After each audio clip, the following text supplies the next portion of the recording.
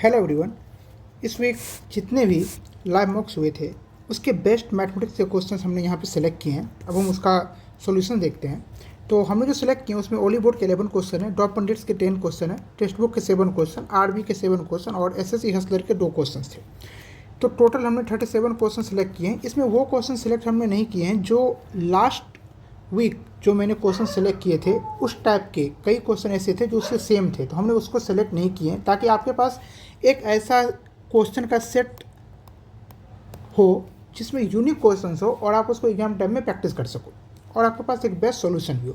Solution में हमारा खास बात होता है कि हम वो चीज़ नहीं देखते हैं कि हम जादुई मेथड देख लें। नहीं, कई चीज़ ऐसा होता है जो एग्जाम में जाके भूल जाते हैं, तो वो चीज़ को हमें कैसे टैकल करना है हम वो चीज़ साथ देखते हुए चलेंगे। जो भी अगर पूरे वीडियो देखते हैं उन्हें ये चीज़ें पता होगा, और नहीं देखते हैं तो आप इस बार देख के देख लो कि हमारा जो सोल्यूशन है वो किस तरीके का होता है। तो चलिए स्टार्ट करते हैं। सबसे पहले हम देखेंगे ओली बोर्ड के सारे questions. First question, the number of diagonals in A 27 sided polygon. अब ये क्वेश्चन ना हार्ड नहीं होता अगर आपको इसका तरीका पता है, लेकिन हमें ना हमेशा ये तरीका याद नहीं होता है। अगर हमें डायगोनल निकालना होता है ना, हमारा फॉर्मूला होता है n into n minus 3 divided by 2। इसमें क्या होता है, ये जो n होता है ना ये होता है नंबर ऑफ साइड्स, कि जो भी पॉलीगन के टोटल नंबर ऑफ साइड से वो है। लेकिन अगर हम एग्जाम में भूल गए तो क्या होगा भाई, हमारा दिमाग ही तो है। हम तो अक्सर एग्जाम टाइम में हम चौक कर जाते हैं, हमारा दिमाग क्या होता है, अच्छी चीज़ों को भूल जाता है। तो एक चीज़ देखो, आप ऐसे दिमाग लगाओ, आप 2 फिगर बना लो। ट्रायंगल में अगर मैं पूछूं कि डायगोनल कितने होते हैं तो आप बोलोगे भाई ट्रायंगल का तो डायगोनल कोई हो ही नहीं सकता, कहीं से भी एंड पॉइंट से ऑलरेडी ही जुड़ा हुआ है सारे एक दूसरे से, तो इसका डायगोनल कितने 0 है। और ट्रायंगल के टोटल जो नंबर ऑफ साइड्स होते हैं कितने होते हैं, 3 होते हैं। 3 का वैल्यू अगर 0 है तो कहीं ना कहीं भाई साहब 3 तो आएगा ही, तो n माइनस 3 तो होना ही चाहिए। और जब हम क्वाड्रिलेटरल लेते हैं तो उसमें कितने डायगोनल बनते हैं, 2 बनते हैं। तो भाई साहब अगर क्वाड्रिलेटरल में n बराबर 4 है और 2 बन रहा है, इसका मतलब है कि n/2 भी आना चाहिए। तो यहाँ से हम एग्जामिनेशन में ये आइडिया लगा सकते हैं कि n इंटू एन माइनस 3/2 होगा। अगर आपको ये चीज़ें ध्यान रहा तो आप भूल भी जाओगे, तो आप यहाँ से ये फॉर्मूला को वहाँ पर में ड्राइव कर सकते हो। तो n के जगह पर हम कितना लिखेंगे, 27 into n minus 3, 24 divided by 2, 2 से कट कर दो 12। अब जो हमारे से कैलकुलेशन करते हैं उनके लिए अब ये कैलकुलेशन कोई भी बड़ी बात है नहीं, तो 324 हमारा क्या हो गया आंसर। नेक्स्ट क्वेश्चन, इसमें हमें एक्स स्क्वायर का वैल्यू निकालना है और हमारे पास एक्स का वैल्यू दे दिया है। जब भी एक्स का वैल्यू इस तरीके से रूट डिस्टैट होना, सबसे पहले हमारा दिमाग इस पर फोकस करना चाहिए कि हम किस तरीके से रूट को ना तोड़ सके, क्योंकि जब हम रूट को हटा देंगे ना तो हमारा आधा काम वहीं पे हो जाएगा। तो एक बार मैं यहाँ पे सही से क्वेश्चंस लिख लूँ। 1 minus root under 15/4 plus root under 1 plus root under 15/4। अब देखो जब हम इसको कैलकुलेशन करेंगे तो क्या होगा, 4 माइनस रूट 15 और डिवाइड में 4 होगा, तो 4 जो रूट से बाहर हो जाएगा तो 2 होगा, प्लस में रूट अंडर यहाँ भी क्या होगा 4 प्लस रूट 15 और डिवाइडेड में कितना हो जाएगा 4 रूट के अंदर, रूट के बाहर करेंगे तो 2। अब आप देख रहे हो ये जो 4 माइनस रूट 15 है, 4 प्लस रूट 15 है। जब भी आपके अंदर रूट के अंदर x प्लस रूट वाई इस टाइप के फॉर्म बने या रूट में x माइनस रूट वाई के टर्म में फॉर्म बने ना, तो आप हमेशा ध्यान रखना ये जो y है इसको आपको 2ab के टर्म में तोड़ना है। ये y जो है वो ab का काम करता है, 2 यहाँ पे आपको अलग से चाहिए, मतलब 2 इसके बाहर आपको चाहिए अलग से। तो आप क्या करो, ये जो क्वेश्चन है ना ऊपर और नीचे दोनों तरफ 2 से मल्टीप्लाई कर दो।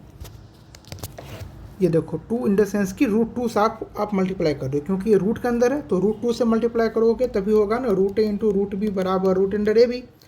तो रूट 2 से आपको क्या करना है, मल्टीप्लाई करना है। तो कितना हो जाएगा, रूट के अंदर रूट 2 से मल्टीप्लाई करेंगे तो 8 माइनस 2 रूट 15 और डिवाइडेड में 2 पहले से और रूट 2 होगा तो 2 रूट 2 प्लस में। इस तरफ भी कितना हो जाएगा, रूट 2 से मल्टीप्लाई करेंगे तो 8 plus 2 root 15 divided by 2 root 2।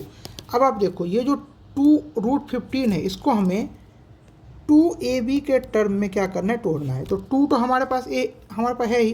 अब हमें 15 को वैसे a और b के टर्म में तोड़ना है ताकि ये जो 8 है ना ये a square plus b square बन जाए, ताकि ये जो हमारा कंप्लीट रूट है उसके अंदर हमारा ये वाला फॉर्म बन जाए। यहाँ पे माइनस है तो minus 2ab।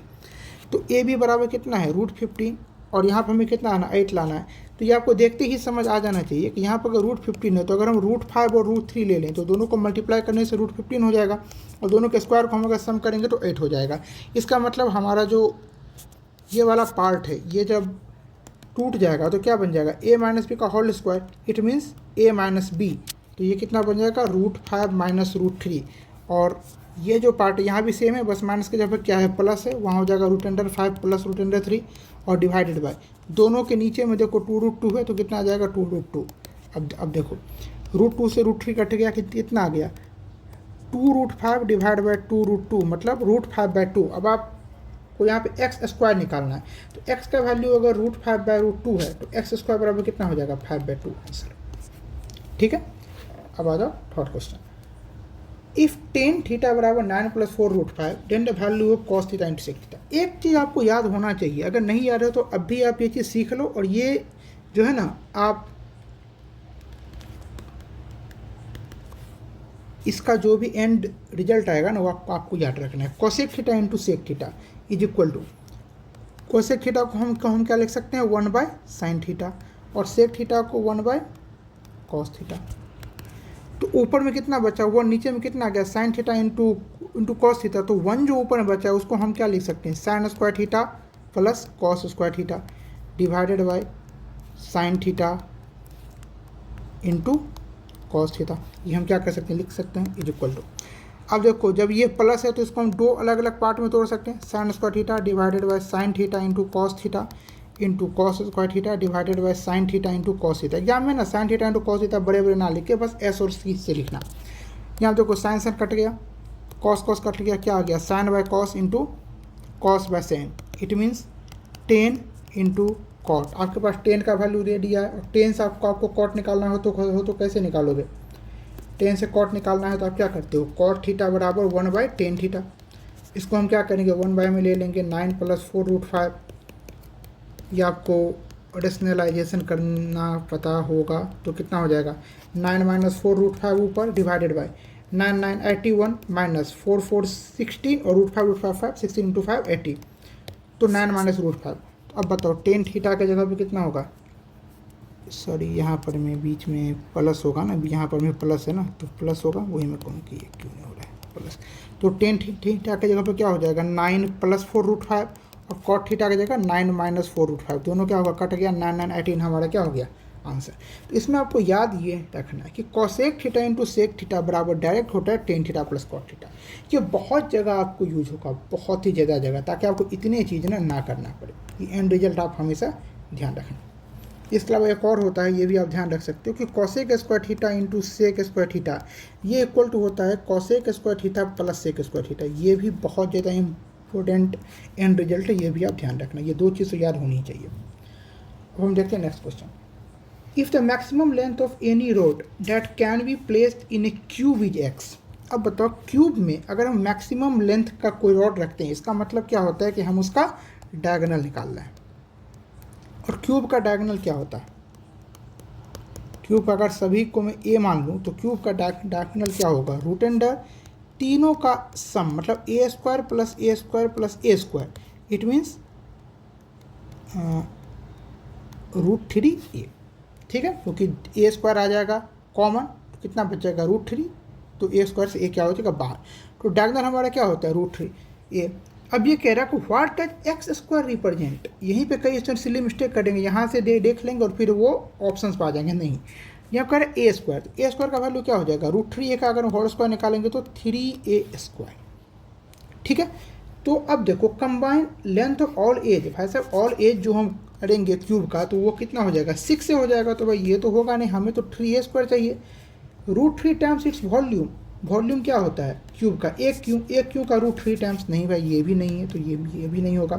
Half of the total surface area, तो टोटल सरफेस एरिया एक क्यूब का क्या होता है 6a², उसका क्या कर रहा है हाफ कर देंगे तो 3, तो हाँ भाई साहब यहाँ भी 3a², यहाँ भी 3a², यहाँ ये हमारा क्या हो गया आंसर। नेक्स्ट क्वेश्चन देखो, average of 9 consecutive odd number से 21। ये हमारे लास्ट वीक के भी मॉक में था, लेकिन ये हमने इसलिए ये हमने क्यों ले लिया, तो लास्ट वीक के मॉक में था ना, अच्छा चलो ये मैं ले लिया हूँ ताकि वो दोबारा आपको रिविजन हो जाए। 9 कंजिक्यूटिव ओड नंबर का कितना 21। जब भी ओड नंबर, इवन नंबर और नेचुरल नंबर का बात करना तो जो एवरेज है उसको आपको बीच में लिखना है, और 9 बोला है तो 4 पीछे और 4 आगे आपको लिख देना है। 19, 17, 15, 13 आगे लिखेंगे तो 23, 25, 27, 29। अब कह रहा है कि सम ऑफ स्मॉलेस्ट मतलब 13, second smallest 15 and the largest number 29। 13, 15, 28, 28 में 29 को ऐड करो, 57 क्या हो जाएगा हमारा answer. The major of an angle subtended bye an arc at the centre of a circle. ये सब क्वेश्चन इसलिए लिया हो ना, हम ना डर जाते कि भाई इसमें क्या ये मैथ में जीके टाइप का पूछ दिया। ये ना सबसे ज़्यादा सिंपल क्वेश्चन होते हैं, आप जैसे लैंग्वेज देखोगे ना आपका बन जाएगा। क्या बोल रहा है, the major of an angle subtended bye an arc at the centre of a circle. अगर मैं एक क्या ले लूँ, यहाँ पर मैं सर्कल ले लूँ, ये उसका क्या हो गया, सेंटर हो गया मान के चलो। तो ये कह रहा है कि ये जो आर्क है ना, मान लो मैं इतनी दूरी का मैं आर्क ले रहा हूँ, ये आर्क ये सेंटर पर में जो एंगल बना रहा है, सेंटर पर में जो एंगल बना रहा है उसके बारे में ये पूछ रहा है। आपको पता है कि आर्क का अगर सेंटर पर में एंगल बनाएगा, जो एंगल सेम जो उसके सर्कमफ्रेंस पे बनाता है, इसका क्या होता है, हाफ होता है। अब आप देख लो, half of the major of the angle subtended by arc at any point of circle. अब ये कई स्टूडेंट इसको ठीक लगा देंगे और कॉक कर देंगे सिली मिस्टेक। भाई ये अगर मैं इसको x बोलूं और इसको y बोलूं ना, तो x y का हाफ होता है। इस ऑप्शन में आपको कह रहा है कि y x का हाफ है, तो ऐसा तो है नहीं, तो ध्यान रखना ये सिली मिस्टेक ना हो जाए आपसे। तो फर्स्ट नंबर क्या होगा, नहीं होगा। सेम एज द मीटर, भाई सेम तो है नहीं, क्योंकि सारे में देखो एंगल सबटेंडेड है, तो अगले लाइन हमें बार बार पढ़ने की नीड नहीं है। सेम तो है नहीं, ट्वाइस, बिल्कुल ट्वाइस है। किसके, ये यहाँ पर जो भी इसने एंगल बनाया उसका यहाँ पर क्या है, ट्वाइस है, तो क्योंकि π/2 × 2 बराबर थीटा। तो हमारा आंसर क्या हो जाएगा, सी नंबर। तो सिली मिस्टेक को भी हमें ध्यान देते हुए चलना है, वरना आते हुए क्वेश्चन को ना हम गलत करके आ जाएंगे। What is the value of x if x ratio p/q। ये मैं इसलिए लिया हूँ, ये बहुत सिंपल क्वेश्चन होता है, कई लोग इसमें नहीं भी सिली मिस्टेक कर जाते हैं, अपना दिमाग लगाने लगते हैं जल्दी करने के चक्कर में। जो एक होता है ना रेशियो, उसका मतलब होता है डिवाइड, x अपॉन p/q। अब अगर p/q एक साथ डिवाइड में है तो इसका मतलब क्या होगा कि वो q यहाँ से हटा करके मल्टीप्लिकेशन में ले लेना है। ये जो प्रोपोर्शन होता है इसका मतलब होता है इक्वल टू क्या है, q/c। हमने q/c कर लिया। अब देखो r/c क्या होगा, इसके बट्टे में आएगा। इसके बट्टे में आने का मतलब क्या है कि ये मल्टीप्लिकेशन में करके और उल्टा हो जाएगा, तो क्या हो जाएगा, c/r। तो हम इसको क्या करते हैं, यहाँ से हटा देते हैं, c से c कट गया, q से q कट गया। आपको x का वैल्यू चाहिए, x अब क्या आ गया, p नीचे ऊपर चला जाएगा, p/r हमारा क्या हो गया आंसर। सिली मिस्टेक हमें नहीं करना, आराम से हम इस क्वेश्चन को 10 सेकेंड 11 सेकेंड के अंदर में कर सकते हैं लिख करके।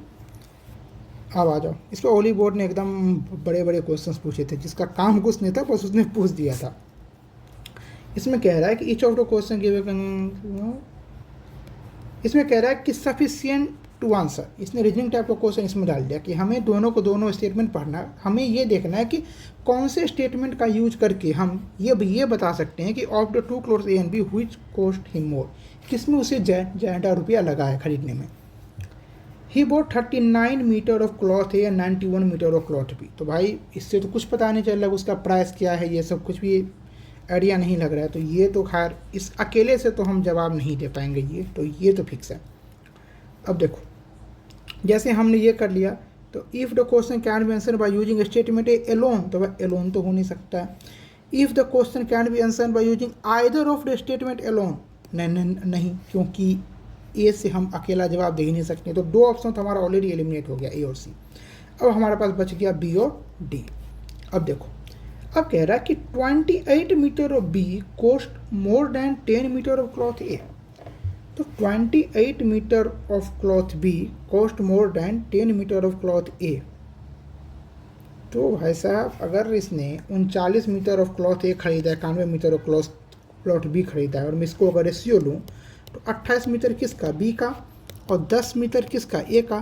तो मैं अगर कट करूं तो कितना हो गया, 14 मीटर बी का और 5 मीटर ए का, और बी वाला जो ए से क्या है, ज़्यादा है, और ये 39 और 91 लेता है, और यहाँ 14 और 5 का रेशियो दिया है।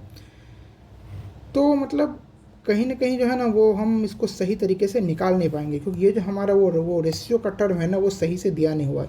क्योंकि अगर मैं 5 को 39 बनाने का ट्राई करूँ तो हमें कितना से मल्टीप्लाई करना होगा, 8 से, और 14 को 8 से मैं मल्टीप्लाई करूँगा तो 112 हो जाएगा, जो कि 91 के आसपास भी नहीं है। तो कहीं ना कहीं हम इसका जो एग्जैक्ट चीज़ है ना, वो नहीं निकाल पाएंगे। तो if the question can be answer by using statement B alone, तो भाई एलोन तो कोई प्रश्न ही पैदा नहीं होता है।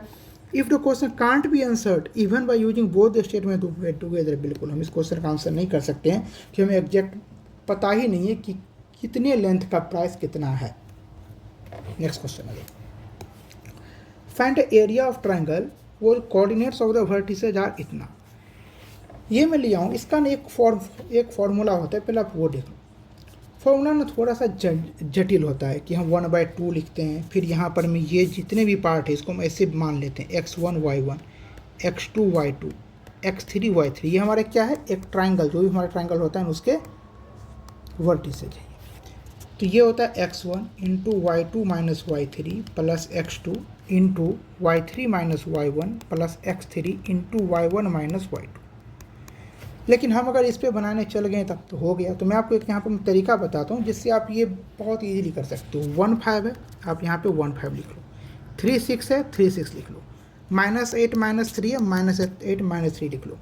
इसके बाद जो आपने सबसे फर्स्ट में लिखा था ना 1/5, इसको आप यहाँ पर मैं रिपीट करके लिख दो और आपको क्रॉस मल्टीप्लिकेशन कर लेना है। 6 -9 -3 और यहाँ कितना होगा -40, मतलब 6 -9 -40, इसका मतलब क्या हो गया -43। ठीक है, अब आप इस तरफ भी कर लो। 15 -48 -3 कितना हो गया -36। जब आप इसको कैलकुलेट करोगे तो उतना हो जाएगा। अब देखो आपको करना है 1/2 इंटू ये जो -43 आया था इसको लिखो, माइनस इसको लिखो। तो इसमें ऑलरेडी एक माइनस है तो माइनस माइनस प्लस कितना हो जाएगा 36। तो 1/2 एरिया कभी भी नेगेटिव नहीं होता है, जिसके अंदर आपको जो भी वैल्यू है हमें उसे मॉड में ले लेना है, पॉजिटिव में लेना है।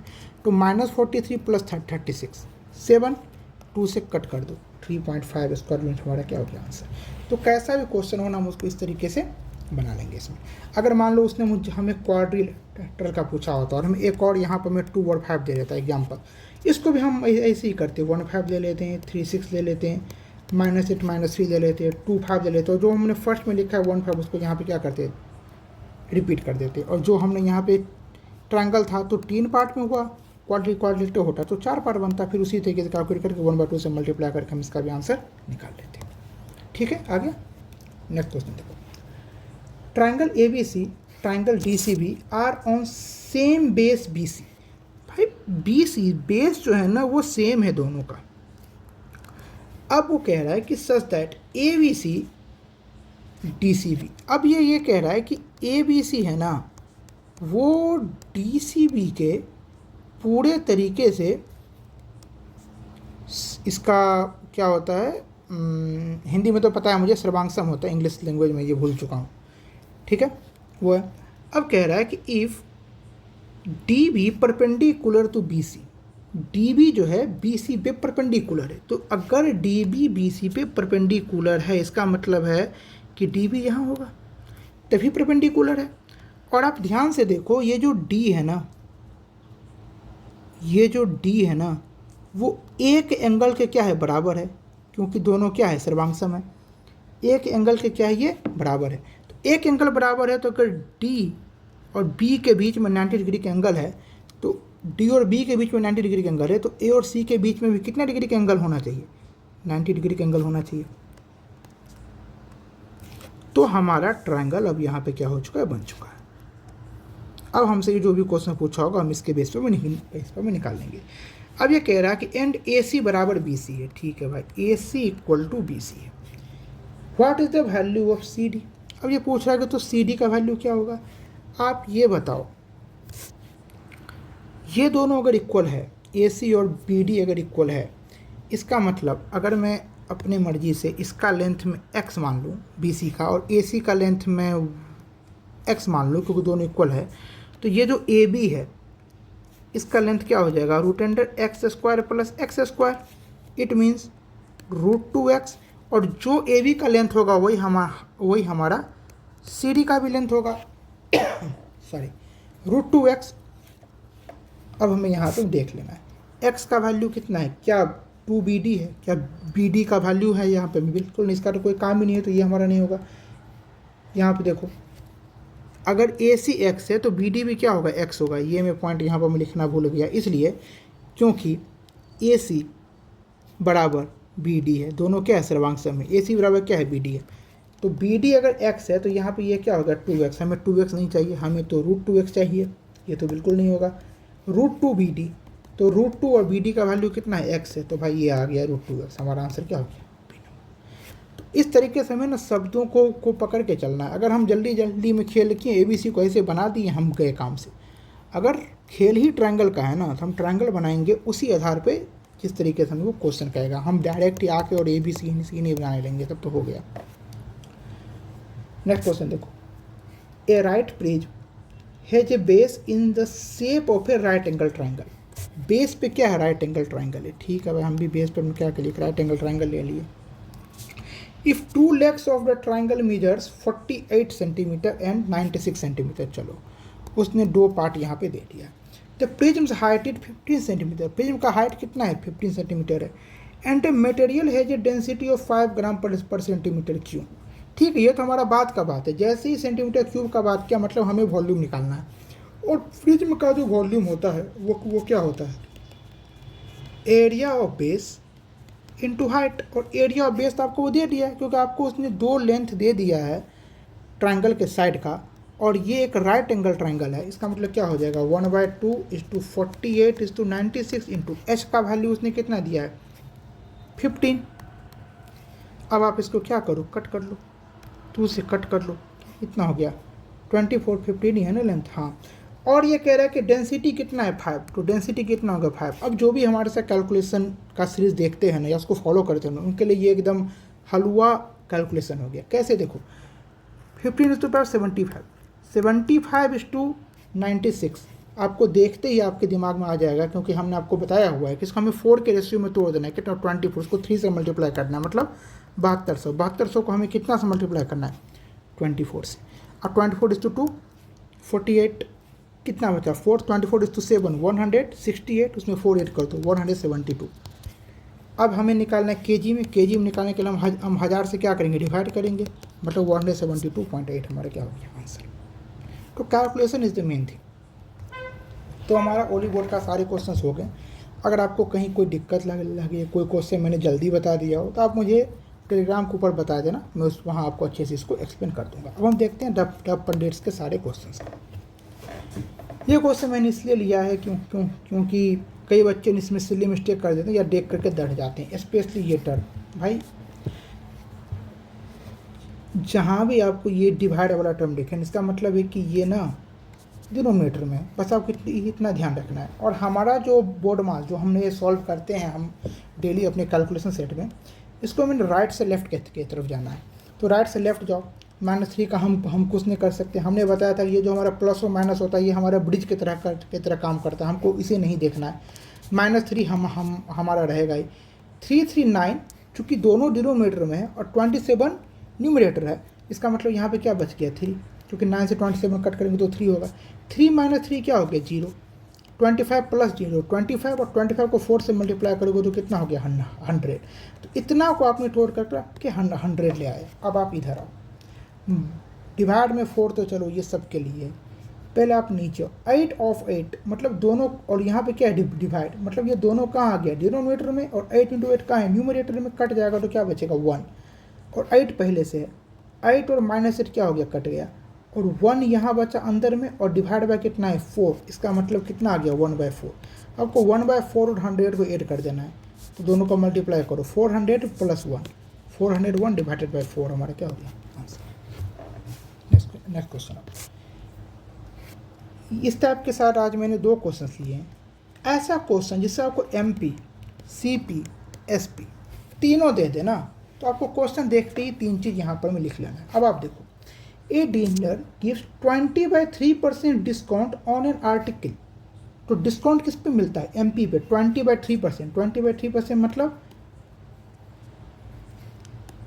20/3% मतलब 20/300, 300 में 20 का उसने डिस्काउंट दिया, मतलब MP अगर 300 का है तो डिस्काउंट मिलके क्या होता है वो SP बनता है। SP कितना हो गया 280, 300 में से 20 क्या हो गया घट गया।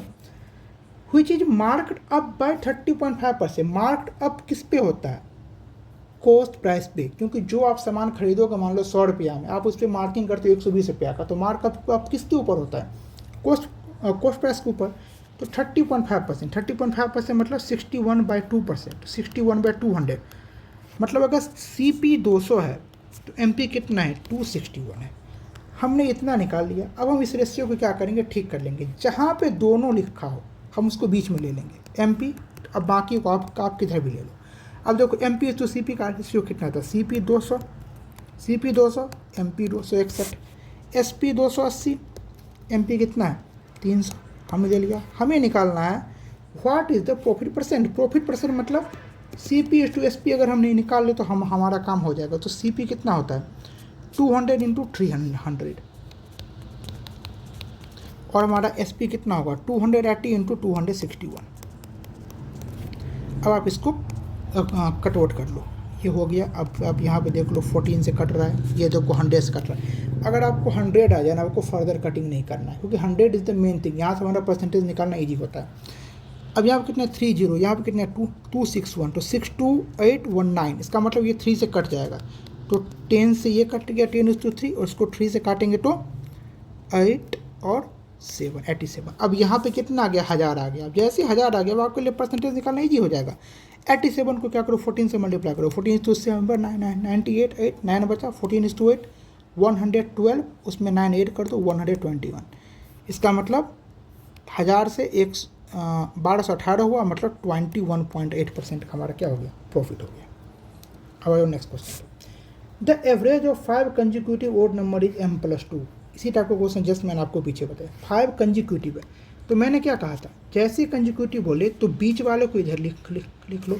देखो 5 बताया, अगर 6 बोलता है ना, देखो ध्यान से मैं क्या बताता हूँ। अगर हमें 5 ओड नंबर लेना हो, 1 3 5 7 9, तो देखो बीच में भी क्या आया?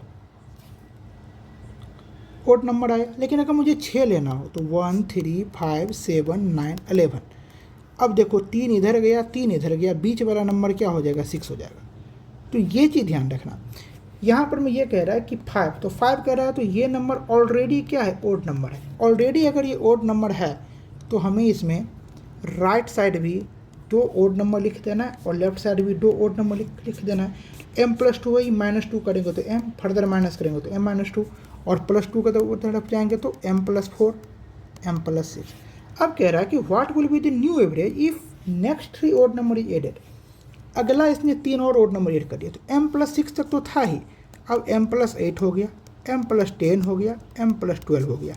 अब मैं आपको बताया था कि अब अगर आपको एवरेज निकालना हो, ये मैंने आपको फर्स्ट वीडियो में बताया था, अगर आपको एवरेज निकालना हो दोनों तरफ से कट करते हुए चलो, cut cut cut cut cut cut, ये भी दोनों क्या हो गया? कट हो गया। इसका मतलब है कि हमें इस दोनों के बीच का नंबर चाहिए। तो x+4 और x+6 के बीच का नंबर क्या होगा? M+5। हमारा क्या हो जाएगा आंसर। अब आप ध्यान रखना आगे से, ओड नंबर में कितना था? M+2। उसने अगला भी जो 3 ऐड किया, तीनों के तीनों ओड नंबर ऐड किया, तो हमें इतना करने की नीड नहीं है। आपके दिमाग मानना चाहिए कि ओड ही तो ऐड कर रहा है ना, तो बात तो सेम ही है। तो हम केवल इसमें 3 ऐड कर देंगे, M+5 क्या हो जाएगा? हमारा आंसर हो जाएगा। ठीक है, नेक्स्ट देख लो। x = 7 + 4√3, then find the value of x³ - 1/x। अब मैंने ये क्वेश्चन क्यों लिया पता नहीं, ये तो बहुत ईजी क्वेश्चन है, चलो देख लो फिर ले लिया है तो। x - 1/x का जो होल क्यों होता है, इसका फॉर्मूला क्या होता है? x - 1/x का होल क्यों plus 3 into x into 1/x होता है, लेकिन चूंकि ये कट के एक ही हो जाता है इसलिए हम इसको यहाँ से क्या करते हैं? हटा देते हैं। इंटू x - 1/x यही होता है। x - 1/x का वैल्यू, x का वैल्यू अगर 7 + 4√3 है तो 1/x का वैल्यू क्या होगा? 1/7 + 4√3। इसको हम रेशनलाइजेशन करेंगे तो 7 × 7 49, -4 × 4 16, और √3 × √3 3, तो 48। कितना बच गया? 1। तो 1 बच गया, तो इसका आंसर क्या हो जाएगा? 7 - 4√3। तो x = 7 + 4√3, 1/x = 7 - 4√3। अब जो हम अगर दोनों को x - 1/x ऐड करेंगे तो 7 7 क्या होगा? कट जाएगा। 4√3 और माइनस में 4√3, दोनों माइनस के साइन से प्लस हो जाएगा, मतलब 8√3। तो यहाँ पे क्या आ गया? 8√3 का होल क्यों प्लस 3 = 8√3, मतलब 24√3। अब देखो 8 का क्यूब कितना होता है 512 और √3 का क्यूब कितना होगा 3√3 प्लस में 24√3। 512 को 3 से मल्टीप्लाई करो 1500 और 36 √3। इसमें अगर 24√3 और हम ऐड कर देंगे तो 1560 √3 हमारा क्या हो जाएगा आंसर। ठीक है, नेक्स्ट क्वेश्चन देखो। What is the least possible value which must be added to 4721 so that it become divisible 21, 25, 27, 35। ये मिस्टर लिया ना, आपको ना सबको पता है कि इसमें हमें निकालना है इस सब का एक एलसीएम ताकि हम इस एंड रिजल्ट तक पहुंच पाएँ। तो एलसीएम निकालना ही मेन चीज़ होता है कि हम जल्दी एलसीएम कैसे निकाल सकते हैं। ये आप यहाँ पे देख लो 27, 35। आपने देखा 27, जो भी आपको फर्स्ट नंबर दिखे ना आप उसको सबसे पहले कट कर लो 7:3।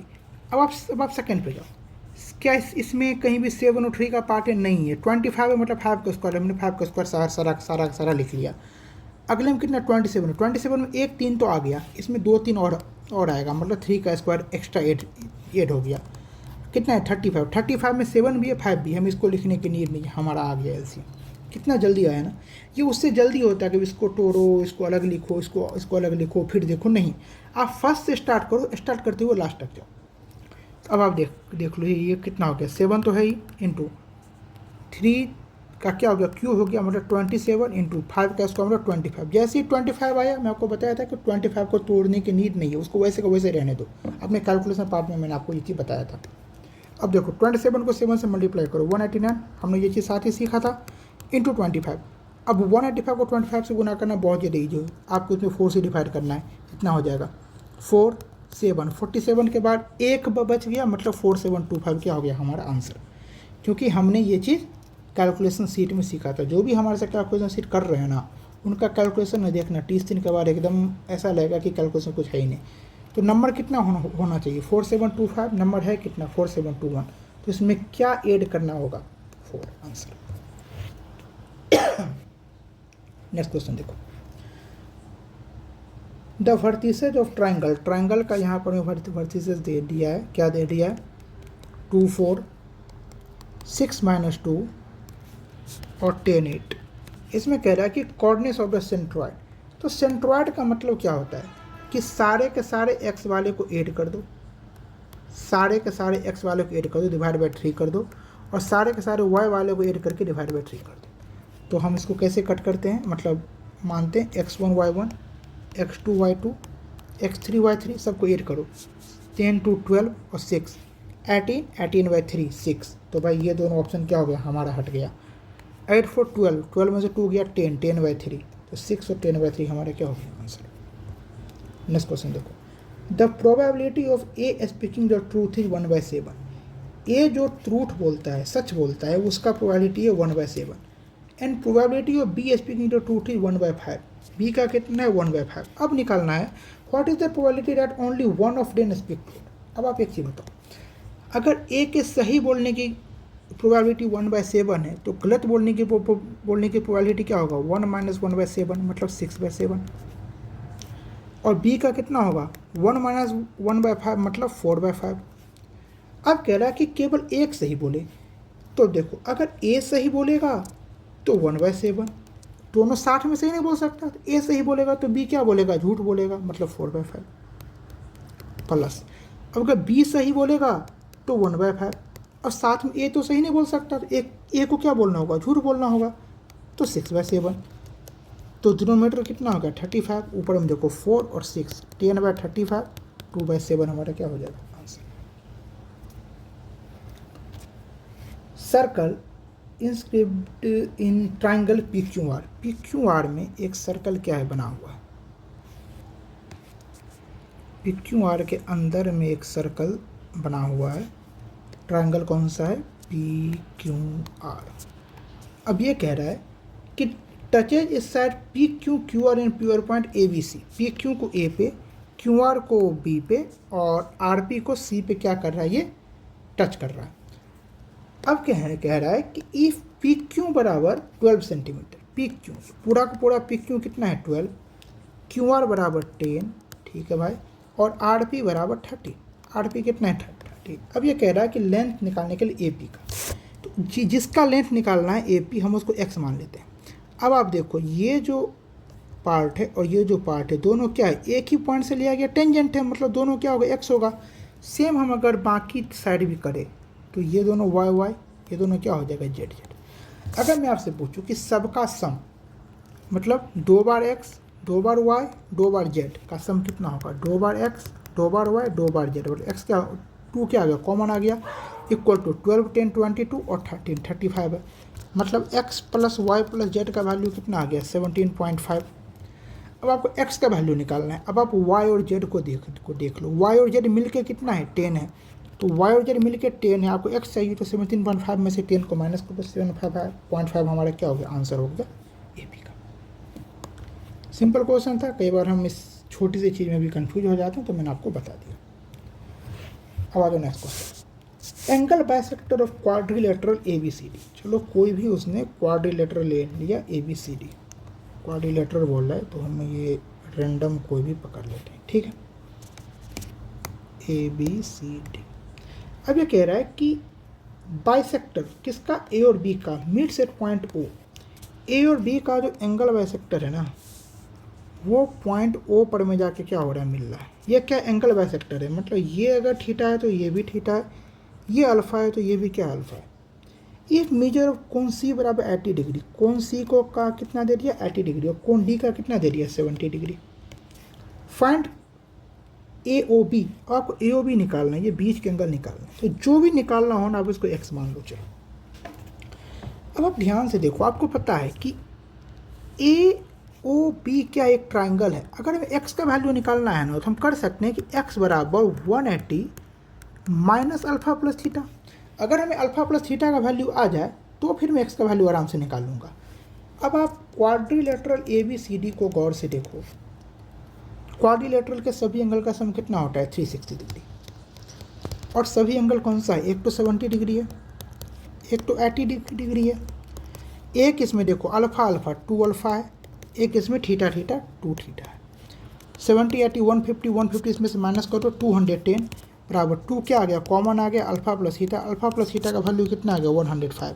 और अल्फा प्लस थीटा का वैल्यू आप यहाँ पे रख दो तो 180 में से 105 घट जाएगा, तो आंसर कितना हो जाएगा, 75। अगर आपको एंड रिजल्ट याद रखना हो, कई बार हम एग्जाम में भूल जाते हैं, तो भूलने के लिए कि भूल गए तो हमारे पास बेसिक्स है। अगर आपको याद रखना हो तो इस टाइप के जो कोई क्वेश्चन होते हैं ना, जो क्वाड्रिलेटरल होते हैं, 2 भुजा का बाइसेक्टर ले लेते हैं और फिर बाकी 2 भुजा का हम बाकी 2 जो वो कोण है ना, वो हमें अगर पता रहता है तो इसका डायरेक्ट आंसर होता है 180 माइनस ये जो अदर दोनों एंगल है उसके सम, मतलब 70 + 80 डिवाइडेड बाई 2, तो हमारा डायरेक्ट आंसर आ जाएगा। लेकिन हमें कहाँ इतना याद रहता है भाई, मुझे खुद नहीं याद रहता है। हम इसको बेसिक से क्या करेंगे, कर लेंगे, बहुत जल्दी हो जाएगा। नेक्स्ट क्वेश्चन देखो, ए राइट पिरामिड है जे रेगुलर हेक्सागोनल। इसमें क्या है ना, हेक्सागन है नीचे में, इसके बेस में क्या हेक्सागन है, और ये है क्या, पिरामिड है, पिरामिड। तो जैसे ही पिरामिड है तो इसका मतलब ये इस शेप में है। आपको एग्जाम में ना शेप नहीं बनाना है, मैं बस ये बताने के लिए कर रहा हूँ। Base with side length 3√3, side length कितना है इसका, 3√3 है। स्लैंट हाइट, ये अच्छा काम किया, आपको इसने स्लैंट हाइट ही दे दिया। अगर ये हाइट देता था ना, फिर हमें निकालना पड़ता। उसने आपको स्लैंट हाइट दे दिया कितना, 8 सेंटीमीटर स्लैंट हाइट। चलो भाई, एल का वैल्यू आपको उसने दे दिया 8 centimetre. Find the total surface area. तो मैंने आपको मेंसुरेशन में बताया था फर्स्ट वीडियो में कि मेंसुरेशन के किसी को से आप एंड पॉइंट देखो कि आपको निकालना क्या है, total surface area. Total surface area मतलब area of base plus lateral surface area. और लेटरल सरफेस एरिया हम कैसे निकालते हैं, पिरामिड का 1/2 into perimeter of base into slant height. अब आप देखो आपके पास क्या क्या है, आपके पास एल है, आपके पास पेरीमीटर और बेस भी है, और एरिया और बेस भी है। क्योंकि हेक्सागोनल का एरिया क्या होता है, हेक्सागन अगर मैं यहाँ पे बनाऊँ 1 2 3 4 5 6, अब ध्यान से देखो, अगर मैं ये एक पॉइंट ले लूँ तो यहाँ से देखो सारे पॉइंट अगर मैं मिला दूँ ना, तो ये 1 2 3 4 5 6 इक्विलेटरल ट्रायंगल बन जाता है। मतलब 6 × √3/4 और जो भी इसका साइड हो a²। आपके पास एरिया ऑफ बेस आ गया 6 × √3/4 × a², इसका मतलब 3√3 × 3√3। आपके पास एरिया आ गया plus 1/2 into perimeter of base. तो एक अगर 3√3 है तो 6 का कितना हो जाएगा, 18√3। इंटू एल का वैल्यू कितना दे रहे 8। अब आपको सारे को क्या करना, सॉल्व करना है, और कैलकुलेशन से जरूर नहीं, देखो हम कितना जल्दी सॉल्व करेंगे। 2 3 3√3 3√3 3√3, 3 बार 3 है तो 27, और 3 बार √3 है तो 3√3, और 27 को 3√3 से मल्टीप्लाई करेंगे तो 81√3। इतना दूर का वैल्यू आ गया आपका, प्लस 2 से करेंगे तो 4, कितना आ गया 72√3। अब 81√3 के डिवाइड में देखो 2 भी है। अब आप दोनों को ऐड करो, 72 को 2 से मल्टीप्लाई करो तो 144, 144 में 81 ऐड करोगे तो 225√3 डिवाइड बाई 2। हमारा क्या हो गया आंसर। आप मेरे साथ कैलकुलेशन का जो सीरीज है वो कर लेना, आपका कैलकुलेशन बहुत ज़्यादा फास्ट हो जाएगा। ऑलरेडी है तो बहुत अच्छी बात है। अब हम देखते हैं टेक्स्ट बुक के क्वेश्चंस को। द प्रोडक्ट ऑफ, अब हम थोड़ा फास्ट चलेंगे, ठीक है, क्योंकि जो बेसिक चीज़ थी वो सभी मौकों में वही होता है कि रिपीटेड ही क्वेश्चन होते हैं almost. Product of 2 number is 2160, 2 number है उसका प्रोडक्ट कितना है 2160। SCF इज 12, इसमें 2 टाइप के क्वेश्चन आते हैं, ध्यान रखना। अगर SCF 12 है तो दोनों नंबर क्या होगा, एक 12A होगा, एक नंबर 12B होगा। यहाँ पर आपको कभी कभी प्रोडक्ट दे देगा, कभी कभी LCM दे देगा, यहीं पर स्टूडेंट सिली मिस्टेक करते हैं। अगर LCM देगा तो दोनों नंबर का LCM कितना होता है 12AB, हम उसको 12AB से इक्वेट करेंगे। लेकिन ध्यान से देखो यहाँ उसने डायरेक्ट प्रोडक्ट दिया है, मतलब 12A इंटू 12B का वैल्यू उसने 2160 दे रखा है, और आपसे पूछा पॉसिबल पेयर्स, तो पॉसिबल पेयर निकालने का हम AB का वैल्यू निकालना है। अब इसको 12 से कट करो 180, फिर 12 से कट करो 15, तो AB बराबर कितना हो गया 15। अब आप देखो AB का 15 कैसे बना सकते हो, 1B की जगह पर 15, एक पार्ट हो गया, 2 से कटेगा नहीं, 3 5 हो गया। अब आप नीचे जैसे आओगे तो 5 से स्टार्ट होगा, मतलब रिपीट होना शुरू हो गया, एक बार रिपीट होना शुरू हो गया, मतलब कि अब हम इसे नहीं लेना है। तो कितने पॉसिबल पेयर बने, 2। तो मेनली इसमें यही है कि कभी LCM होता है, कभी प्रोडक्ट होता है, तो आपको ये चीज़ ध्यान रखना है, सिली मिस्टेक नहीं करनी है। नेक्स्ट क्वेश्चन आ जाओ। A बराबर 2022, B बराबर 2021, C बराबर 2020, आपको इतना बड़ा का आंसर निकालना है। अगर आपको ये देता है ना A बराबर 2, B बराबर 3, C बराबर 4, तो आप इजीली निकाल लेते, लेकिन इसने आपको बराबर नंबर दे दिया। इसकी पता है खूबसूरती क्या है, ये ना एक साइक्लिक एक्सप्रेशन है। साइक्लिक एक्सप्रेशन एक अलजेब्रा का टर्म होता है जिसमें ये A, ये B, ये C, ये एक साइकिल पे डिपेंड करता है। मतलब इनके वैल्यू का डिफरेंस आपस में कितना है ना, उससे क्वेश्चन पे इफेक्ट पड़ता है। क्वेश्चन को इस पे इफेक्ट नहीं पड़ता है कि तीनों का इंडिविजुअल वैल्यू क्या है। मैं कहने क्या कोशिश कर रहा हूँ, आप इस क्वेश्चन में A का वैल्यू, B का वैल्यू, C का वैल्यू अगर 1 2 3 रखोगे तो भी आंसर सेम आएगा, 2 3 4 रखोगे तो भी आंसर सेम आएगा, 3 4 5 रखोगे तो भी आंसर सेम आएगा, 17 18 19 रखोगे फिर भी आंसर सेम आएगा। क्योंकि ये जो क्वेश्चंस है ना वो एक दूसरे के साइक्लिक एक्सप्रेशन पे डिपेंड करता है, इनका आपस का डिफरेंस कितना उस पर मैटर करता है। तो डिफरेंस देखो 1 1 का यहाँ भी है, हर जगह 1 1 का, मतलब इनका आंसर सेम आएगा। इसीलिए इससे ऐसे क्वेश्चन में जब भी कोई बड़ा नंबर हो ना तो आप इसको छोटा कर लो अपने तरीके से। B बराबर कितना है 2021, अगर मैं 2021 को मान लूँ कि हमें 2021 तक के वैल्यू को हटा देना है, तो B का वैल्यू क्या हो जाएगा 0, A का वैल्यू क्या हो जाएगा 1, क्योंकि 2022 में से 2021 माइनस करेंगे तो 1, और C का वैल्यू क्या होगा -1, क्योंकि 2020 माइनस 2021 होगा -1। अब जो आपको इतना बड़ा वैल्यू दिख रहा था ना वो एक्चुअल में इतना छोटा हो गया। अब आप बैठा लो A² 1 plus B² 0 plus C² 1 minus AB, जहाँ B है वहाँ 0, CA है, देखो CA बराबर -1 ऑलरेडी होगा, यहाँ पे माइनस है मतलब +1, 1 1 1, तो ये हमारा क्या हो जाएगा आंसर। तो ये एक साइक्लिक एक्सप्रेशन होता है, कोई भी जब इस टाइप की चीज़ होती है ना तो हम अपने वजह से अपने तरीके से हम उसके वैल्यू को एडजस्ट कर सकते हैं। अब आता next question. The mark price of 42 items was equal to the cost price of 70 items. 42 item का जो मार्क प्राइस है ना वो 70 आइटम के कॉस्ट प्राइस के बराबर है, और आप कहीं ना कहीं आपको सेलिंग प्राइस दिख रहा है। मतलब मैंने आपको जस्ट बताया, जब भी ऐसा क्वेश्चन है जिसमें आपको तीनों दिखे ना तो आप 3 चीज़ पहले यहाँ पे लिख लो, MP CP SP, किसी भी ऑर्डर में आप यहाँ पे लिख लो। अब यहाँ पे देखो MP डिवाइड बाई CP कितना होगा 70/42, 70/42 आ गया। अब देखो the selling price of 25 items was equal to the mark price of 21। Selling price of 25 items is equal to mark price of 21। तो यहाँ भी देखो MP डिवाइड बाई SP का रेशियो क्या हो गया 25/21। तो अगर MP 25 है तो SP क्या हो गया 21। अब देखो MP में देखो दो आ गया MP में, मतलब MP को बीच में रखना है। मैं दूसरा कलर ले लूँ, MP को बीच में रखना है, दोनों को कहीं भी लिख दो। तो CP बराबर 42 तो MP बराबर 70, SP बराबर 21 तो MP बराबर 25। आपको क्या निकालना है प्रॉफिट परसेंट। तो प्रॉफिट परसेंट मतलब CP इज टू SP। तो 42 इज टू 25 इंटू 21 इंटू 70। अब इसको कट करो, 21 से 250 इज टू 70, मतलब 40% हमारा क्या होता है प्रॉफिट। ओके, नेक्स्ट क्वेश्चन देखो। AB is the diameter of a circle of radius 9 centimetre. AB जो है डायमीटर है एक सर्कल का, AB डायमीटर एक सर्कल का 9 मीटर का। इसका मतलब है कि इधर भी 9 है, इधर भी 9 है, टोटल कितना हो गया 18 हो गया। अब कह रहा है कि PQ इज ए कोड नॉट ए डायमीटर, डायमीटर नहीं है। Intersect AB as M। अब AB को M पे करते हैं, क्या हमें आगे कुछ दिख रहा है कि कौन सा ज़्यादा बड़ा है। AM इज टू BM बराबर 5:4, मतलब BM AM से छोटा है। तो हम कोई ये मान लेंगे, ये हमारा कौन सा पॉइंट है PQ है। और चूंकि ये डायमीटर है तो ये PQ को क्या करेगा हाफ हाफ में डिवाइड करेगा। तो दोनों पार्ट को इक्वली x मान लिए।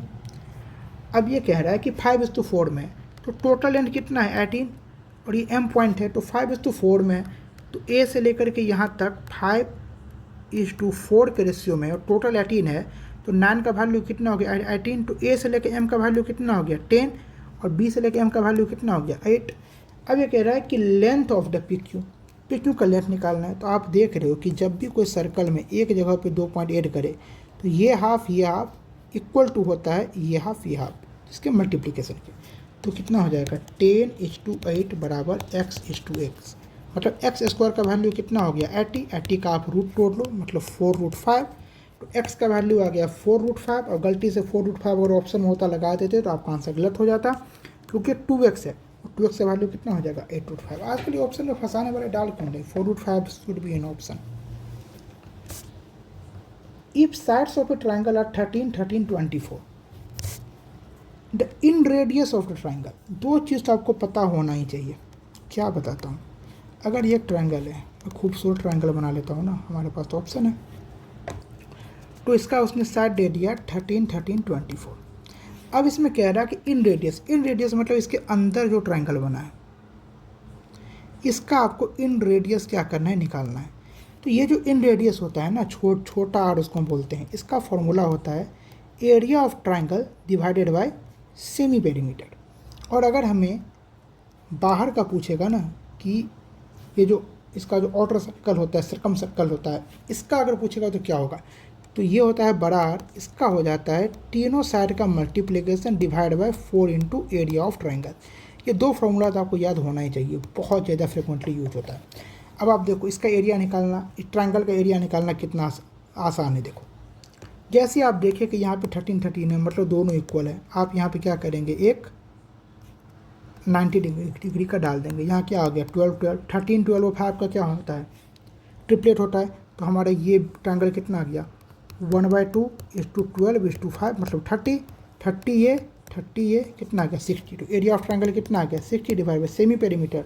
सबको ऐड करो 13, 13, 26, 26 में 24 ऐड करो 50, 50 का हाफ कर दो 25, 60 इज टू 25, 4 से मल्टीप्लाई कर दो 240/100, मतलब 2.4 क्या हो गया आंसर।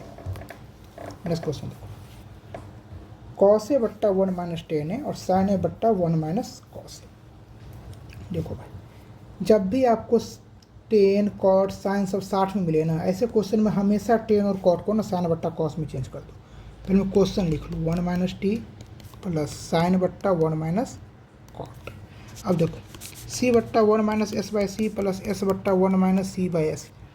यहाँ पे क्या हो गया सी माइनस एस, ऊपर में सी और सी मल्टीप्लाई होकर के सी स्क्वायर, प्लस यहाँ पे देखो एस माइनस सी आ गया नीचे, ऊपर में एस और एस मल्टीप्लाई होकर एस स्क्वायर। अब आप ध्यान देखो यहाँ पे सी माइनस एस, यहाँ पे एस माइनस सी है। अगर मैं इस एस माइनस सी को सी माइनस एस करूँ तो यहाँ पे क्या आ जाएगा माइनस आ जाएगा। तो सी माइनस एस नीचे आ गया, ऊपर क्या हो गया सी स्क्वायर माइनस एस स्क्वायर। ए स्क्वायर माइनस बी स्क्वायर के टर्म में है, मतलब सी प्लस एस इंटू सी माइनस एस। सी माइनस एस क्या हो गया, कट गया, सी प्लस एस हमारा क्या हो गया आंसर, मतलब sine plus cos theta answer. तो जब भी कभी साइन, टेन और कॉट एक साथ दिखे ना, तो हमेशा कॉट को और टेन को साइन और कॉस के टर्म में तोड़ लो, आपका आंसर आ जाएगा।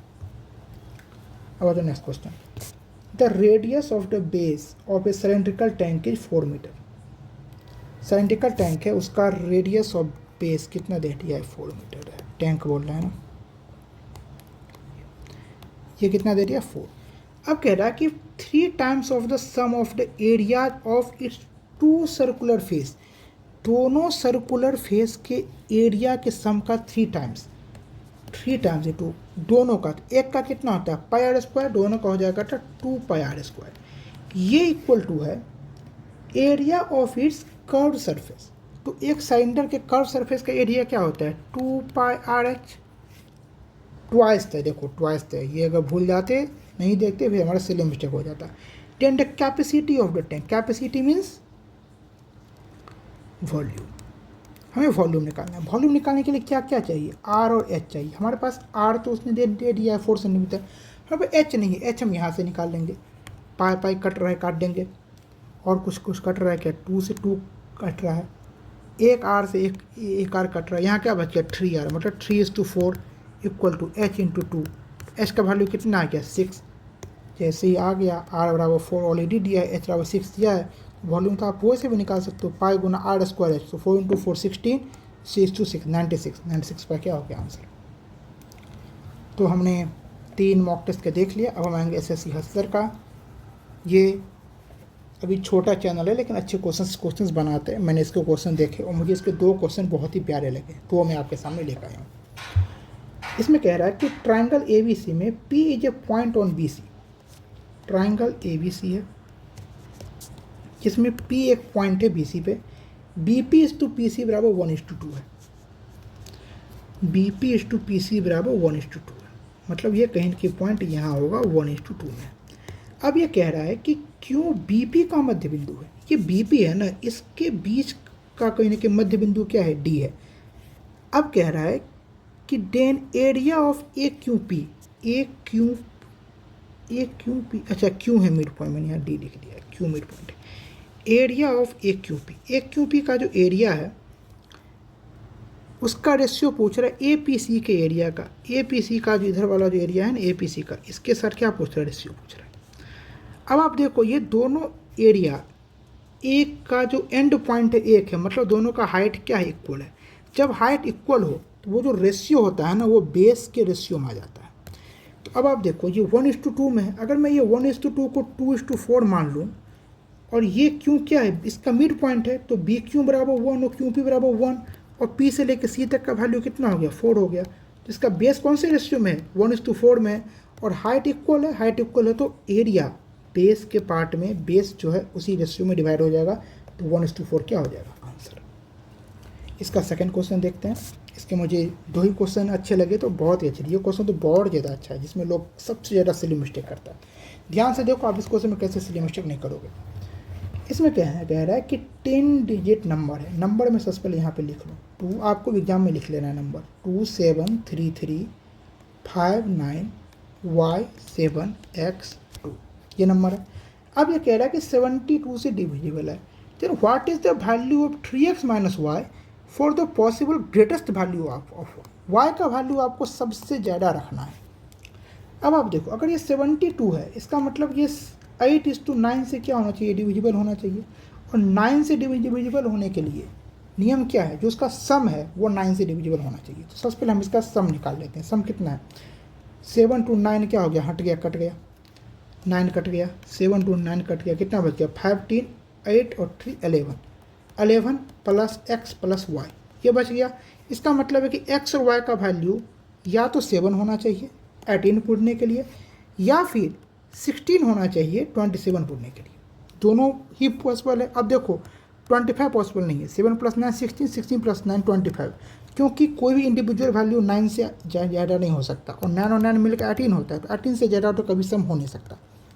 तो ये 2 पॉसिबल वैल्यू हमारे पास अब तक आए। अब हम देखेंगे 8 का मल्टीप्लिकेशन, 8 का जो डिविजिबल का जो रूल होता है क्या होता है, अगर नंबर ए बी सी है और ए जो है वो सम है, तो बी सी अगर 8 से डिविजिबल है तो नंबर पूरा पूरा 8 से डिविजिबल हो जाएगा। कहने का मतलब ये है, अगर मैं लिखूँ 216 तो 2 क्या है, सम है, तो हमें केवल लास्ट का 2 डिजिट देखना है। 16 अगर 8 से डिविजिबल है, इसका मतलब ये पूरा नंबर 8 से डिविजिबल होगा। पीछे कुछ भी लिखा रहे हमें उससे मतलब नहीं है। लेकिन अगर ये ओड है, कहने का मतलब ये नंबर 116 है, तो ये नंबर 8 से डिविजिबल नहीं होगा, क्योंकि अगर ये ओड है ना, तो ये बी सी का जो भी नंबर है उसमें आपको +4 ऐड करना है। आप +4 ऐड करके तब देखो कि वो कटता है कि नहीं। तो 160 नहीं कटेगा, लेकिन 112 कटेगा, क्योंकि बी सी मतलब 12 में अगर हम 4 ऐड करेंगे तो 16 होगा और वो 8 से कट जाएगा। ऐसा इसलिए होता है क्योंकि 100 में जब हम 8 से डिविजिबल करते हैं तो 96 आता है हमारे पास, रिमाइंडर में +4 रह जाता है इसलिए। लेकिन जब हम 200 में करते हैं तो ये कंप्लीट कर जाता है ना, 25/8 इसलिए जब सम होता है तो हम केवल लास्ट का 2 डिजिट को देखते हैं। अब देखो, आ जाओ क्वेश्चन पे। इसमें लास्ट में क्या लिखा हुआ है, 7x2। इसका मतलब ये जो 7 है ना, ये ओड नंबर है, तो x2 नहीं, x2 +4 नंबर जो होगा ना, वो किससे डिविजिबल होगा, 8 से होगा। तो 8 से डिविजिबल होने के लिए नंबर या तो 16 होना चाहिए, या फिर 24 होना चाहिए, या फिर 32 होना चाहिए। इस टाइप की चीज़ें होनी चाहिए। तो आप बताओ x का वैल्यू क्या हो सकता है। फर्स्ट x का वैल्यू कितना आ गया, 1, क्योंकि 12 + 4 = 16। अब जो फर्स्ट आ गया ना, तो आगे आपको इतना चेक करने की नीड नहीं है, डिफरेंस तो 4 का ही आता है ना, हमें केवल +4 ऐड कर देना है। तो x का वैल्यू कितना आ सकता है, 1 आ सकता है, +4 5 आ सकता है, +4 9 आ सकता है। तो x का वैल्यू ये तीनों हो सकता है, और x + y का वैल्यू ये दोनों हो सकता है। हमने इतना क्या किया, निकाल लिया। अब देखो, अगर x का वैल्यू 1 होता है, जो आपको मैक्सिमम रखने बोले ना, आप उसको छोड़ दो। जिसके ऊपर हमें रिस्ट्रिक्शन नहीं है, आप उसको मानना शुरू करो। x के ऊपर हमारा कोई रिस्ट्रिक्शन नहीं है, हम x से मानना शुरू करेंगे। अगर हम x का वैल्यू 1 रखते हैं तो y का वैल्यू कितना होगा, 6, क्योंकि 15 तो हो नहीं सकता। अब यहाँ पे अलग अलग लिखना शुरू करो, x1 तो y कितना 6, क्योंकि 15 तो हो नहीं सकता। अगर x का वैल्यू 5 है तो y का वैल्यू कितना होगा, 2, 7 से 2, और इस 11 तो हो नहीं सकता। तो मतलब x का वैल्यू 5 है तो y का वैल्यू कितना है, 2 है। ठीक है। अब अगर x का वैल्यू 9 में रखूँ तो 9 तो यहाँ से होगा नहीं, यहाँ पे होगा। तो x 9 है तो y कितना हो जाएगा, 7। x 9 तो y कितना हो जाएगा, 7। अब जो स्टूडेंट इतने डीप में नहीं गए होंगे ना, वो y का वैल्यू 6 ले लेंगे और आंसर गलत मार देंगे। आप देखो ध्यान से, y का आपको ग्रेटेस्ट वैल्यू लेना है, और आपका ग्रेटेस्ट वैल्यू कितना आया, 7 आया। इट मीन्स आपको इस क्वेश्चन में y = 7 रखना है, x = 9 रखना है। अब आपको निकालना कितने, 3x - y, तो 3:9 - 7, 27 में से 7 घटा दो, 20 क्या हो गया आंसर। तो ये बहुत ही बेस्ट क्वेश्चन था, समझने लायक क्वेश्चन था कि हम एग्जाम में सिली मिस्टेक ना करें। ऐसे क्वेश्चन में सिली मिस्टेक बहुत ज़्यादा होता है। अब हम आते हैं अपने आखिरी पड़ाव पे, मतलब आरबी के क्वेश्चंस को देखते हैं। आरबी से वैसे ईजी मॉक बनाया था, खैर हम देख लेते हैं। अब कह रहा है कि the sum of cost price of 2 article x and y is 1500, sum of theirs selling price is 1760। तो भाई दोनों का कॉस्ट प्राइस है 1500 और सेलिंग प्राइस है 1760। चलो भाई ठीक है। x में 20% का प्रॉफिट है, y में 15% का। तो ये क्वेश्चन देखते ही आपके दिमाग में क्लिक करना चाहिए ना कि ये मिक्सचर के कॉन्सेप्ट पे जा रहा है, कि x पे कुछ इंडिविजुअल है, y पे कुछ इंडिविजुअल है, और दोनों के साथ वाला भी आपको दे दिया है। आप पहले यहाँ निकाल लो कि जो कितना का प्रॉफिट हो रहा है। तो 260/15 क्या हो रहा है प्रॉफिट, ये हम कैसे निकाले देख लो एक बार। 1500 कितना का डिफरेंस है, 260 का इंटू 100 डिवाइडेड बाई 1500। तो यहाँ पे क्या होगा, 2020 कट गया, मतलब 217/15। इसको आप कट कर दो, 3 × 15, इसको आप कट करोगे तो 52। इसका मतलब है कि ओवरऑल जो प्रॉफिट है ना वो 52/3 है, लेकिन इंडिविजुअल कितना है, 20 और 15 है। यहाँ पे कितना लिख दिए, 52/3। अब जो भी डिवाइड में होता है हम उसको क्या करते हैं, तुरंत मल्टीप्लाई कर देते हैं। तो 60, 45, यहाँ क्या आ जाए 52, 7:8। Ratio of cost price x and y 7:8। यहाँ पे ध्यान रखना, कहीं कहीं यहाँ पे y एंड x डाल देगा तो आंसर होता है 8:7। ये कभी कभी नस्ली मिस्टेक कराने वाले क्वेश्चन आ जाते हैं। नेक्स्ट क्वेश्चन देखो, 62,500 रुपये है, उससे कह रहा है कि rate of 8% compound interest per annum compound annually. तो ये मैंने वैसे कैलकुलेशन के लिए लिया था, 1 घंटे का हो चुका है, तो क्वेश्चन में कुछ जान है नहीं, मैं डायरेक्ट आपको करके दिखाता हूँ। अगर आपको इसका डायरेक्ट याद हो कि 3 ईयर का सक्सेसिव क्या होता है, आप उससे निकाल सकते हो, लेकिन मैं ये सब चीज़ याद नहीं रखता क्योंकि होता नहीं है मुझसे। तो 8% है तो 27/15, 3 बार हम क्या करेंगे, मल्टीप्लाई कर देंगे। 25 से 25 हम जानते हैं कि 6 to 5 कट गया, अब बचा 100 जो कि 4 से कट गया। 27 को कट को 27 से मल्टीप्लाई करो, 729, इसको भी 27 से मल्टीप्लाई करो अगर आपको क्यूब नहीं याद है तो। 27/9, अगर आपको ये ऑप्शंस आप देख सकते हो, लेकिन सब में देखो 2 2 2 है, तो वैसे मिलने की संभावना थोड़ा सा कम है। अगर आप डिजिट सम से जाना चाहो तो आप ये डिजिट सम से चले जाओ, वरना जो मैं आपको कैलकुलेशन में सिखाता हूँ आप उससे जाओ, आपका आंसर हो जाएगा। तो 27 कितना है 4, 27/4 को मल्टीप्लाई कर दो, कितना होगा 108। तो 729 को 100 से करोगे तो 729 पे कितना बच गया 2। और केवल आपको इंटरेस्ट निकालना है, तो वो निकालने के बाद आपको उसमें 62,500 माइनस भी करना होगा। इतना होगा 729 को 8 से मल्टीप्लाई करो, तो 700 को 8 से करोगे तो 5600, 29 को 8 से करोगे तो कि कितना होगा 232। क्या करो 8 कर दो, 2 3 7 8 7, तो 78732, इसमें 62,500 क्या करो घटा दो, जो भी आएगा वो आपका आंसर हो जाएगा, देख लेना। चलो, what is the equation of the perpendicular bisector of the line segment connecting the point 1 3 and 5 7। तो ये कोऑर्डिनेट ज्योमेट्री, इसमें तो कॉन्सेप्ट भी बताना पड़ेगा। मैं तो थक गया हूँ यार 1 घंटे में, पता नहीं ये लोग कैसे तो 2 घंटे पढ़ा लेते हैं। चलो, 2 उसने पॉइंट ले लिया 1 3 और 5 7। अब ये कह रहा है कि आपको परपेंडिकुलर बाइसेक्टर का इक्वेशन निकालना है। तो परपेंडिकुलर बाइसेक्टर कौन सा होगा, ये पॉइंट मान के चलो। सच पे देखो, ये परपेंडिकुलर भी है और बाइसेक्टर भी है। बाइसेक्टर है मतलब ये हाफ हाफ तो कर रहा है, तो हाफ हाफ अगर ये कर रहा है, मैं पॉइंट का नाम देता हूँ, इसको ए बी दे देता हूँ, इसको पी दे देता हूँ। अगर ये हाफ हाफ कर रहा है तो इसका जो कोऑर्डिनेट होगा वो कितना होगा, इसका एक्स का सम 5/6/2 3 और 3:7 10/2 5। हम इसका कोऑर्डिनेट निकाल लिया, जो क्योंकि ये बाइसेक्टर भी है तो बाइसेक्टर के कारण से इसका हमने निकाल लिया। अब ये क्या है, परपेंडिकुलर है। अब आपको इक्वेशन निकालना है। तो अब देखो आपके पास टोटल कितने लाइन हो गए, दो लाइन, एक लाइन ये हो गए, एक लाइन ये हो गए।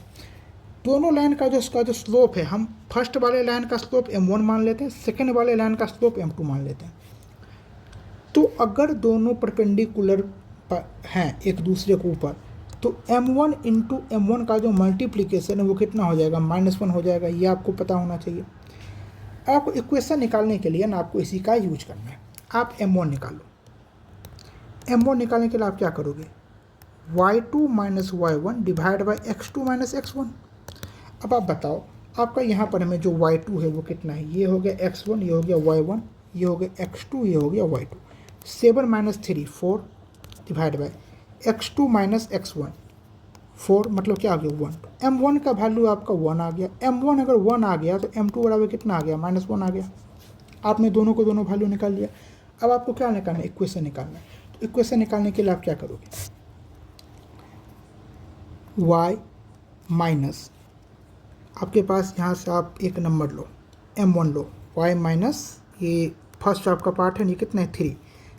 हम निकाल रहे हैं ना equation of the perpendicular bisector, हम इसका निकाल लें, ये पॉइंट का निकाल लें। तो एक ये पॉइंट के लिए ये दोनों जो लाइन है इसको हम x1 और y1 मान लेंगे। तो y minus y1 is equal to m into X minus x1, हमारा क्या इक्वेशन बन जाएगा। अगर आपको ये चीज़ समझ नहीं आ रहा ना तो आपको कोऑर्डिनेट ज्योमेट्री थोड़ा बेसिक से पढ़ना होगा। हमारे पास इतना टाइम नहीं है कि हम आपको बेसिक से पढ़ाएं अभी, मतलब इस वीडियो में। तो ये चीज़ जिसका हमें लाइन का निकालना है ना, हमारे पास स्लोप का वैल्यू आ चुका है। हम इसको इक्वेशन बनाने के लिए एक तरफ y लिखते हैं, एक तरफ x लिखते हैं। ये एक्चुअल में यही चीज़, अगर मैं आपको यहाँ से इसको आप निकालोगे, m बराबर क्या होगा, y minus y1 divide by x minus x1। ये एक्चुअल में यही चीज़ है, इसको हमने इस तरीके से लिखा है। तो y के जगह पर y ही रहेगा, y1 के जगह पर कितना आ जाएगा 5 इक्वल टू m के जगह पर क्या आ जाएगा -m2। ये क्यों हम इस लाइन का निकाल, इस लाइन का क्या m2 का value -1 into x minus x1, x जगह पर x ही रहेगा और y1 के जगह पर x1 के जगह पर क्या आ जाएगा 3। y minus 5 equal to minus X plus 3। अब देखो x इधर आ जाएगा तो y प्लस एक्स बराबर माइनस 5 इस तरफ जाएगा तो प्लस 5, 5 और 3 8, एक्स वाई प्लस एक्स बराबर 8 हमारे क्या हो जाएगा आंसर। और नेक्स्ट क्वेश्चन, कितने क्वेश्चन बाकी है? 1 2 3 4, 4 क्वेश्चन बाकी है। ठीक है,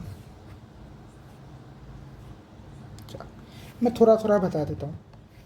ये क्वेश्चन आपको पता है कि इसका एक फॉर्मूला होता है X cube plus Y cube plus Z cube minus 3xyz बराबर X plus Y plus Z into X square plus Y square plus Z square minus X Y minus Y Z minus Z X. अब ये जो part होता है ना, इसको हम अलग से तोड़ते हैं, क्योंकि X plus Y plus Z का होल स्क्वायर क्या होता है? X square plus Y square plus Z square plus 2 into X Y plus Y Z plus Z X. तो ये इस कॉन्सेप्ट पर में बनेगा। तो अभी टाइम नहीं है, आप ये ट्राई करना, नहीं होगा तो आप मुझसे पूछते ना, मैं आपको टेलीग्राम पर मैं एक्सप्लेन कर दूंगा। ठीक है, 10a और 10a इंटू कॉट ए दे दिया और आपको इसका वैल्यू पूछा है। तो ये क्वेश्चन वैसे सिंपल है, क्योंकि कोसेक स्क्वायर ए ये 1 प्लस कॉट स्क्वायर में बदल जाएगा। तो 10 स्क्वायर ए प्लस कॉट स्क्वायर ए प्लस ए, तो ये आपको निकालना है। और 10a प्लस कॉट ए का वैल्यू दिया है, यहाँ से आप उसको स्क्वायर कर लो। तो 10 स्क्वायर ए प्लस कॉट स्क्वायर ए प्लस 2 इंटू 10 इंटू कॉट, मतलब 2 इक्वल टू कितना होगा? 25। तो कितना निकल गया आंसर? 23, और प्लस में एक और एक्स्ट्रा तो 24 क्या हो जाएगा इसका आंसर। तो सिंपल है ये सब, ये मैं ले रहा हूँ, जल्दी जल्दी बता रहा हूँ, आप देख लेना। In the length of C D, ये एक आपका ट्राइंगल ले लिया है ए बी सी, इसमें A B equal to A C है, D is the point on B C, D is the point on B C. ये बी डी बराबर 5, ए बी बराबर 14, बी डी बराबर 5 है, ए बी बराबर कितना है? 14 है, ए डी बराबर 6, एक मिनट 5 6 14। भाई ये तो क्वेश्चन ही गलत है, क्योंकि ट्रायंगल बनने के लिए तो दो जो सम है ना वो तीसरे से ज़्यादा होना चाहिए। तो सी डी का वैल्यू आपको निकालना है, आंसर तो निकल जाएगा, क्योंकि देखो जब भी कोई ऐसा ट्रायंगल हो इसका ये दोनों पार्ट अगर इक्वल हो, मान लो ये 14 और 14 है, तो ये पॉइंट कहीं भी रहेगा ना डी का पॉइंट, और इसको एक्स वाई मान लूँ तो हमेशा ध्यान रखना, इसको मैं जेड मान लूँ, हमेशा ध्यान रखना जेड स्क्वायर बराबर 14 का square minus X into Y हो जाता है, प्रोवाइडेड कि ये आइसोस्केलेस ट्रायंगल हो। इसमें है, हालांकि ये क्वेश्चन गलत है, यहाँ 5 और 6 है और यहाँ 14 है, ये एक्चुअल में ट्रायंगल बनेगा ही नहीं, लेकिन चलो कोई नहीं, अब ये बना रहे हैं तो मैं क्या ही कर सकता हूँ। अब देख लो इसका 14 is to 14 196 equal to, sorry 6 is to 6 36 is equal to 14 is to 40 196 minus 5 into X 5x, तो 5x बराबर कितना होगा? 160, 5 से कट कर दो 32, तो डी सी का वैल्यू कितना है? 32 आंसर। कितना गलत क्वेश्चन है यार ये, 14 14 28 और ये बन रहा है 32 और 5 37। कोई ट्रायंगल है ही नहीं। आरबी को ना रिपोर्ट करना चाहिए, ये क्वेश्चन आरबी का है तो उसे रिपोर्ट करना चाहिए कि भाई ये क्वेश्चन आपने गलत बनाया है। कहीं से भी ये आंसर ला देना मतलब ये नहीं होता है कि क्वेश्चन सही है। What is the greatest number that will divide इतना exactly without leaving any remainder. इसमें आपको एक कॉन्सेप्ट बताना था, खैर देख लो, बता ही देता हूँ। 762 1270 9005 हमें एक ग्रेटेस्ट नंबर निकालना है, मतलब हमें HCF निकालना है इस सब का। हम HCF कैसे निकालेंगे? हम क्या करेंगे, इसका डिफरेंस लेंगे। डिफरेंस हम ले लेंगे तो 508, 762 में 500 जोड़ेंगे तो 1262, इसमें 8 जोड़ेंगे तो 1260 आ गया। इस दोनों को कर लेंगे, देखो ध्यान से, इसमें 600 बढ़ाएंगे तो 1870, उसमें 35 जोड़ देंगे मतलब 635। अब इस दोनों का डिफरेंस देखो कितना है? 127 का, मतलब इसका जो आंसर है ना 127 से कम तो बिल्कुल नहीं होगा। क्या हो सकता है, कैसे बताता हूँ, सॉरी मतलब इसका आंसर 127 से ज़्यादा तो बिल्कुल नहीं होगा, कम हो सकता है ज़्यादा नहीं। कैसे बताता हूँ, अगर मैं 3 नंबर ले लूँ, लाकी 5 21 41 61, चलो मैंने 3 नंबर ले लिया, हमें इसका HCF निकालना है। तो दोनों का डिफरेंस देखो कितना 16, इस दोनों का डिफरेंस देखो कितना है 40, फिर इस दोनों का डिफरेंस देखो कितना है 24। तो कायदे से तो इसका आंसर 24 होना चाहिए, लेकिन नहीं, इसका आंसर कितना होगा 4, क्योंकि आप देख रहे हो कि 4 से हम डिवाइड करेंगे तो 1 बचेगा, 4 से डिवाइड करेंगे 1 बचेगा, 4 से डिवाइड करेंगे 1 बचेगा। ठीक है, मतलब कौन सा नंबर हम इसमें से डिवाइड, तो आपको थोड़ा सा दिमाग में आएगा कि भाई मतलब ऐसे कैसे।